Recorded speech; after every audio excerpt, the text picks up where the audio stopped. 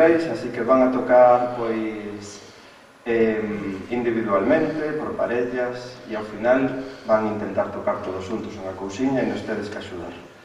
Así que, bueno, pois comezamos por Pilar, que nos vai...